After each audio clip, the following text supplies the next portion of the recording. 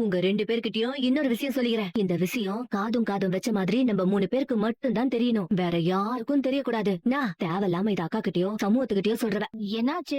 என்னாச்சுக்கா? இல்ல 3 பேரும் ஏதோ ரகசியமா குசு குசுன்னு பேசிட்டு இருந்தீங்க. நான் வந்த உடனே அப்படியே எல்லாருமே அமைதி ஆயிட்டீங்களே. அப்படியே நாங்க ரகசியம் பேசிட்டாலும் நீ அப்படியே எங்களை பேச விட்டுருவ. அப்படியே இன்னான்னு கேட்டுக்கின்னு வந்துருவிய. என்ன விஷயம் பேசிட்டு இருந்தீங்க?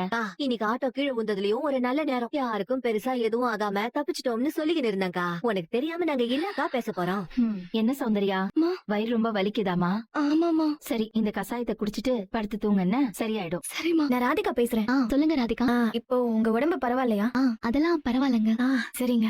என்னடா இவ இந்த நேரத்துல போய் இப்படி கேக்குறாளேன்னு நினைக்காதீங்க. மறுபடியும் மாமா கிட்ட பேசுறேன்னு சொன்னீங்களே, எப்போ பேச போறீங்க? தனோ, உங்களை தான் கேக்குறேன். லைன்ல இருக்கீங்களா? உங்களை தான் கேக்குறேன். கூடிய சீக்கிரத்துல பேசிடுறேன் ராதிகா. நீங்க கொஞ்சம் நாளைக்கே பேச முடியுமா? சரி, நான் நாளைக்கே அவர்கிட்ட பேச. நீங்க ஒண்ணு கவலைப்படாதீங்க. ரொம்ப தேங்க்ஸ்.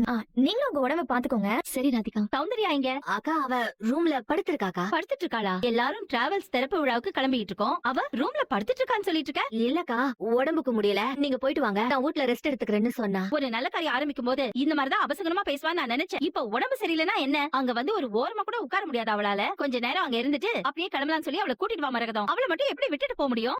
இல்லக்கா, அவளுக்கு முடியல. இப்ப நீ போய் கூப்பிடுறியா இல்ல நான் போய் கூப்பிடுவா அவளை? இல்ல நாங்களே கூப்பிடுறோம். நாங்க கூப்பிடுறோம் அத்தை. நேராச்சு, போங்க போங்க.